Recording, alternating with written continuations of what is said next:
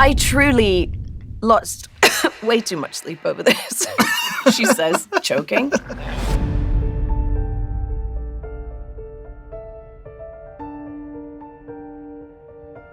Hey, what's going on, everybody? For First We Feast, I'm Sean Evans, and you're watching Hot Ones. It's the show with hot questions and even hotter wings. And today we're joined by Emily Blunt. She's a Golden Globe Award-winning actor and true to form on quite the run this year with the recent release of The Devil Wears Prada 2, and now you can catch her in Steven Spielberg's latest sci-fi film, Disclosure Day, which is set to release in theaters on June 12th. Emily Blunt, welcome to the show. Thank you so much. Very sleepless night. You're leading nervous. Up to, so coming scared. into this. My heart's like pounding. How would you describe your relationship with spicy food? Well, I mean, in England, you grow up eating a lot of curries, or a cuzza, as we say on the streets. But I don't know. I feel like I don't want to foam the runway that I'm going to be good at this. Like, what if I tank?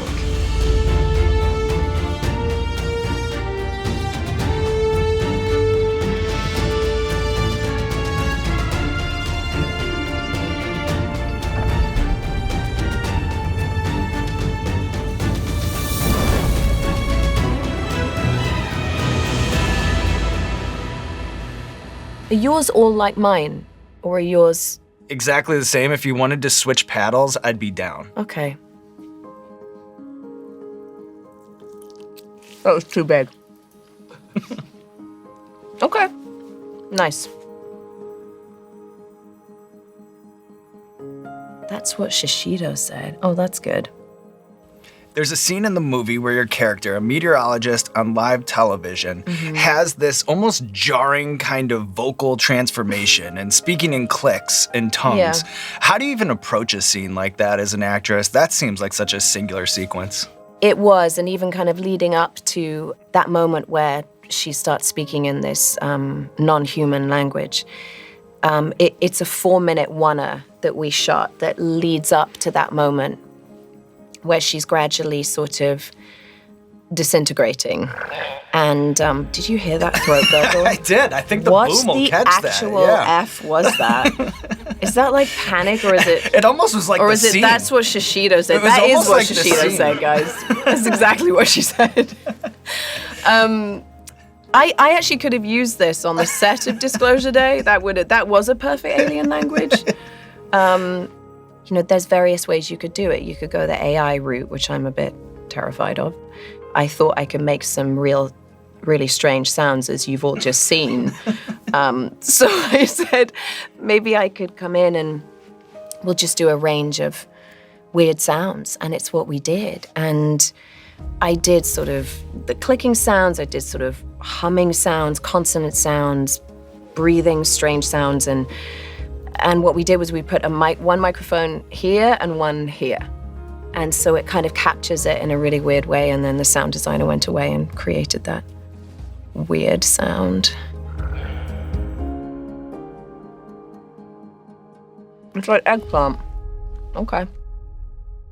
What if my throat gurgles get increasingly worse and people think I am actually an alien? Well, you talk about the imprints of a film, you know, like that's you leaving an imprint on the episode, you know?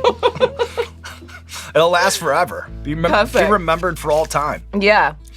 So maybe I'll have just a swig, because I've heard if you do water, it kind of spreads it around. Right. more. Well, thanks for bringing the chocolate shakes in today. Wow, that's thick. It's like a McDonald's one. That's a good shake, though. That's amazing. Yeah, that's maybe like the best chocolate shake I've ever had in my life. Where'd you guys get that? That's fantastic. Okay, I'm good. That helps. It does. Doesn't that help? Just keep it at the ready. Okay. So when we had Cate Blanchett on the show, she talked about feeling regret on the final day of corners filming. of my mouth are hitting. Yeah. Let me know. Let me Okay. know. She talked about feeling regret on the final day of a film shoot, because it's then when she feels like she finally understands the character. Does that at all ring true to you? And if so, is there a role from your career that you sometimes wish you could revisit with fresh eyes?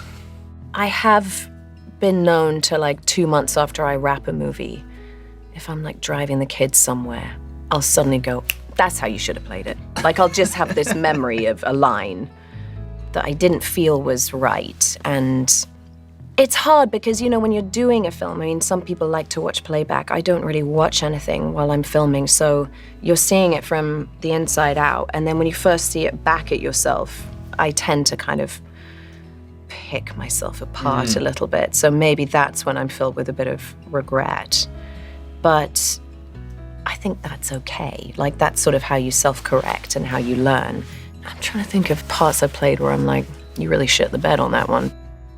Look at me and being like, all my performances have been great.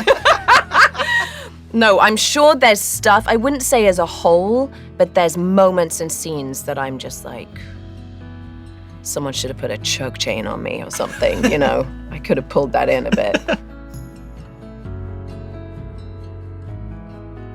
Now, I like Sriracha, but this one... Skeptical going in. Weirdly, that one's better than the hot Bajine. Okay, and maybe because I'm kind of used to Sriracha. Every pepper is going to affect you differently. And affect, the next person down the line differently. You might Which have one affects you, Sean? all of them. Like, I've kind of, become familiar with these tastes, just like you with Sriracha. Like, I'm familiar with the uncomfortable. And Okay. therefore more comfortable in the uncomfortable. Don't But I tell feel Bear Grylls that. He will make you do some terrible things. I feel it all the same, though. Okay. I feel it all the same. So quotes like, I'm just one stomach flu away from my goal weight have become Like right now? all-time Yeah. all-time movie quotes. Do you think it's harder to make a quotable movie script these days? It's like lines from Zoolander or Anchorman or The Devil Wears Prada that used to be baked right into the lexicon. Yes. But I also think those quotes sort of amplify with time. I think when The Devil Wears Prada first came out, I think people thought it was really funny. I think it was over time that it built this sort of meteoric following. I think Aileen Brosh McKenna writes incredibly memeable, is it gifable or gifable? I never know. I would say gifable, but I think it is actually technically gifable. Perfect. We've covered all grounds. Not to encourage this kind of behavior, but do you have an all-time favorite line of yours to get quoted back at you by fans in the wild? Definitely, and the one I'm happy people quote to me is because it was a line that I improv'd, is where I went, yeah, I'm hearing this, and I want to hear this. And that is done to me quite a lot, and I like that. Black-eyed Susan. I wonder who she is. Legend.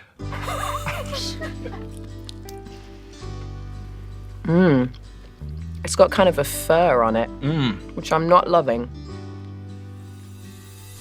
Yeah, that's got a little sting on it afterwards, but that's fine. Nothing It you can't tastes handle. nice. What's the most Tom Cruise thing you saw Tom Cruise do on the set of Edge of Tomorrow? We were doing this scene where we were in a dropship, and we're in those massive armored suits. And when you're surrounded by Tom Cruise's enthusiasm, it kind of bleeds into you, and you feel like you can't let him down by complaining about anything. It's a very powerful force coming off him. But we were in this dropship, and I'd kind of had it. It was very hot in there. My suit weighed 80 pounds, and I'm in a harness being lifted up, so the entire weight of my body and 85 pounds is on my nether regions. And I'm not feeling great about it, wondering if I'll be able to have children one day. And we're swinging there, and I could see Tom, the enthusiasm was starting to unravel a little bit. So I knew I had an in, And he was getting a bit frustrated with how long things were taking to shoot and yelling, please roll. And I just looked at him and I went, this fucking sucks. And he looked at me and he went, it's a challenge.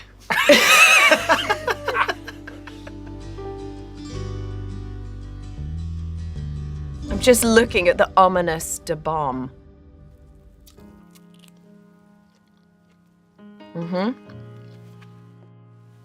You know what's strange about it? Tell me. It says, it's got all these peppers on it, but it doesn't really specify whether it is mild or hot. Yeah, you're right. It's kind of, it's a mystery box. right in the mean of what we have planned for you today. Does it feel like it? You know, I feel like you've... Yeah, that one just got me a little hot under the collar. And that's what we look for in a number Yeah. 5. Great. It's exactly what we look for. Perfect. From having a bus driving at you at full speed for A Quiet Place 2 to the walls closing in, caving in on you in Sicario, what's the most genuinely frightened you've ever been while shooting an action sequence? I mean, the bus was extraordinary, but I knew that stunt had been rehearsed for 2 weeks, and I knew that there were many get-outs. Like if the bus was going to be too close, it could careen off. I knew the allowances there. The most scared I was doing that arrival in Mary Poppins from up in the clouds. I was terrified. I did 3 takes before my tolerance snapped and I was done. And Rob Marshall, the director, he kind of lures you into this false sense of security, and he plays music really, really loud, and it's very sweeping and extraordinary coming out of the speakers. And he goes, okay, so you're gonna be way up there, and then you're gonna come down, you're gonna walk straight into your close-up. And he sells you on. You're like, oh my God, that sounds amazing. And then you get up there and you go 25 feet, 30 feet, 40 feet, 60 feet, and I was like, nope. And the only thing you just hope the wires are holding you. Right. A lot of trust, yeah. There's just a lot of trust that you need, and I felt like everything looked tiny. And if I looked out, I was higher than the trees. If I looked down, Lin-Manuel Miranda was that big. And so I just ended up hanging there waiting for them to call action like that. Like looking up at the sky where I had no point of reference. But that was the most scared I've been. Tropical Amarillo. Oh, it's got Scotch bonnet in it. I just saw that. Too late. Too late. It's sweet. Okay. Directors have cemented their place in the imagination of movie fans, but I feel like cinematography is more of like an insider's craft. What kind of role, or how would you quantify the importance of a DP like Roger Deakins and the way that they transform a film? Just try not to burp as I talk about the great Roger Deakins, because that wouldn't be great. I'm just gonna do one of these. Yeah. Okay. I think when Deakins was working on Sicario, it was such a pleasure watching him work. I mean, when he lights, it's like you're at church, like don't make a peep. Just shooting something, playing gunk, gunk, gunk, gunk, I just don't know if it's terribly interesting for an audience. They won't know why they're not interested if don't know enough about how a movie's shot. But they'll just feel something else watching a Steven Spielberg movie or watching a Sicario, and how Roger used the camera as like this kind of prowling, claustrophobic sort of observer. And then you feel my character's panic, and you feel her claustrophobia, and you feel her entrapment in this situation she's in. So I think it's hugely important.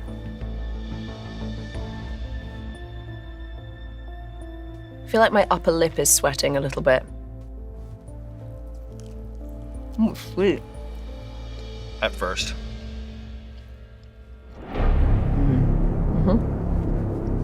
Yep.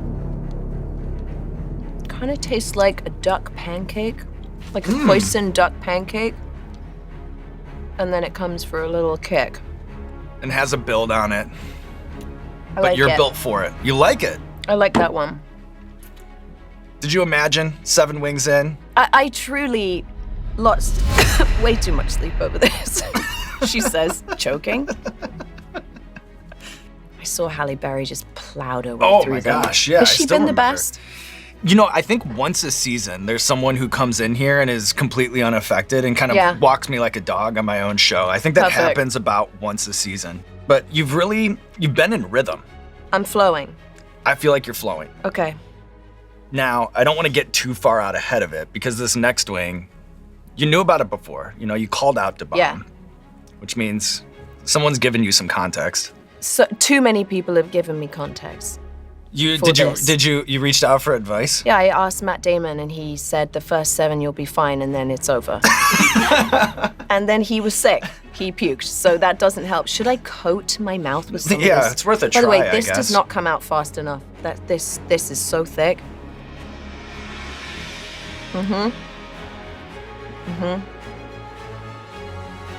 Okay, I'm very scared. I've seen people just faint with this. That was a really wussy bite, but oh wow.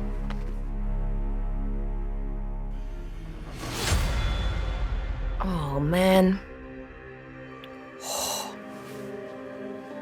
Oh, fuck me. Yeah, right. That's real. Jacket coming off. Yeah. That's too big of a jump. Doesn't seem right. Yeah, like wing whiplash. That's wing whiplash. Yeah. But you're just pretending. You're No, fine. I'm not. I know you are. You're trying to be really sympathetic. I'm really not. Every time, this one always hits. Good Lord. I know. Actually, I will hit this milkshake one time. That feels like it's all shades of wrong, that one. It doesn't even taste, it just tastes of chemicals. I know. I'm sweating. No, you're good. You're good. We call it a Wing 8 glow on this show. Yeah? But you look great. Is that what it is? And you're doing great. You're doing great. Oh my Lord. As a self-described freak for cooking shows, which food show do you think you've spent the most hours of your life actually watching? Like, is Great British Bake Off #1, or are there Food Network classics that hold a special place in your heart? Look how you're asking me this question. You're literally in pain. I know, but it's the least I can do because then I'm just passing the ball over to you to answer it in the same exact situation. How'd you cool your tongue down? I tried a little milkshake. Nominal effect, but slight improvement. Okay. The Great British Bake Off is my favorite cooking show, bar none. It makes me feel very nostalgic about England. I feel very happy when I watch it. I like the irreverence. I like the sense of humor. Love cake.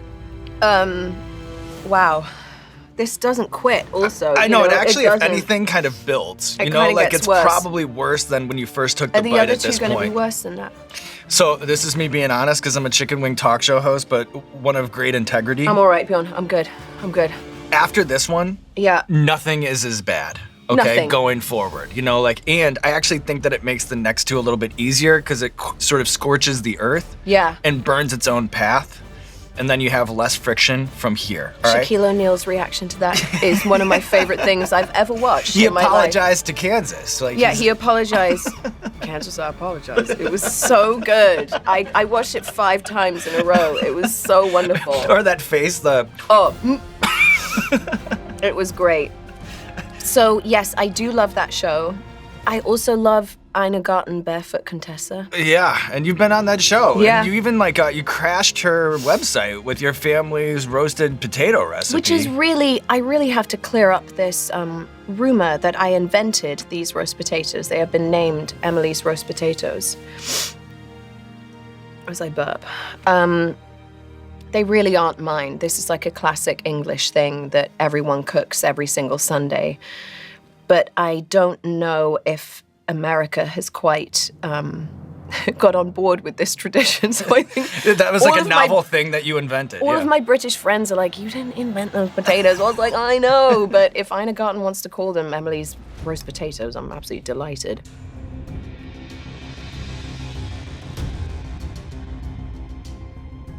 Why'd you not finish with Da Bomb?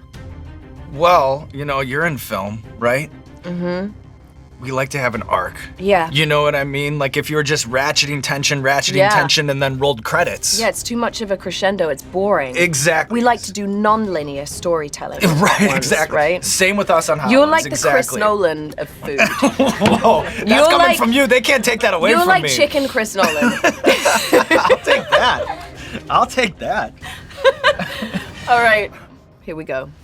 I'm almost there. You're almost there. This next one is called XXX Salsa Vibes.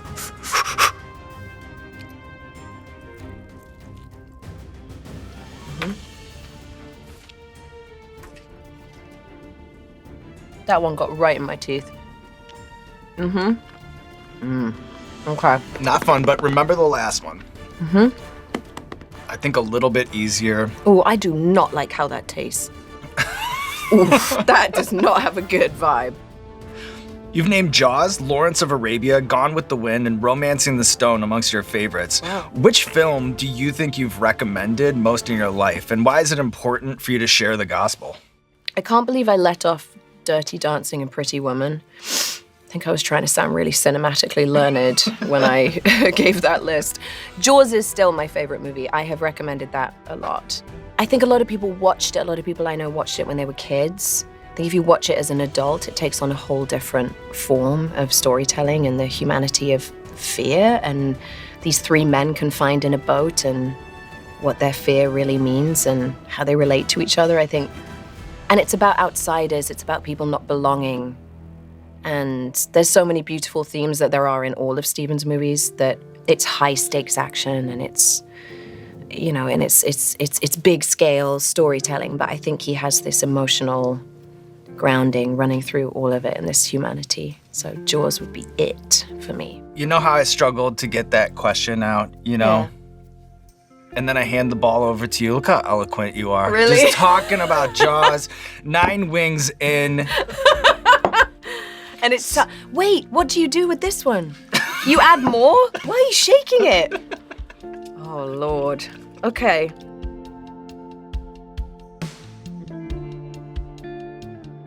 Oh, fuck me. All right. Here we go. Like how much? Like that much? Textbook.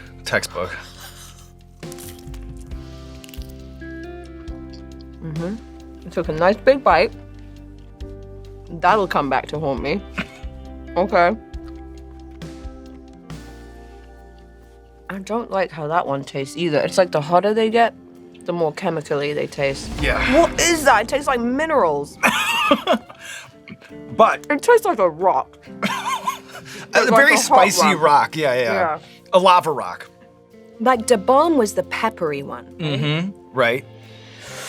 Okay, it's afterwards, isn't it? Right. Remember, they build yeah. a little bit. But the good news is, the wings of death are behind us. You've conquered the Hot Ones gauntlet. Impressive in its own right. Yeah. But even more impressive is that you've consistently chosen films that become timeless classics across genres. So I'm curious, on this particular day, with 1,000,000 Scoville coursing through you, do you have like an Emily Blunt Mount Rushmore of projects? Like, if your career is held up by 4 load-bearing pillars, Oh, I gotta pick my favorite kids. this could change tomorrow. You have to, you're hypnotized by Yeah, because I spice. already changed my list to Dirty Dancing and Pretty Woman. Exactly. So I can change this. It's fluid. That's fluid. I'm gonna be fluid. Wow. Okay.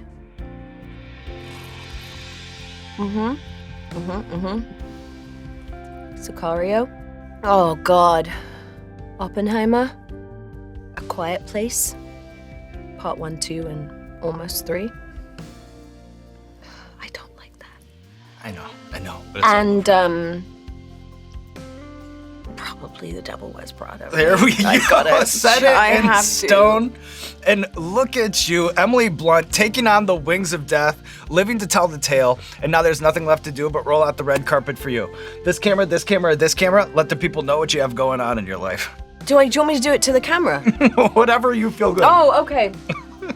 I mean, I've got Steven Spielberg's movie coming out soon, June 12th. You nailed it. And then I'm shooting Quiet Place Part 3 with my husband.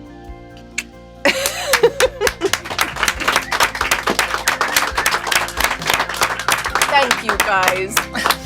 Oh, Lord. I love your questions. So where are you Awesome. going? Are you going away for 2 weeks? They said you were off somewhere. I'm going back to my college. I'm doing the graduation speech Are you this really? weekend. Are you scared? A little bit, actually. I've Pressure. never done anything like. I've never done like a commencement before, but No. and it's like a Big Ten school. It'll be like 60,000 people. Fucking hell. Gas me up. You're gonna be That's what I'm great. talking about. I should Tom Cruise you. It's a challenge. Yeah, that's right. You got this.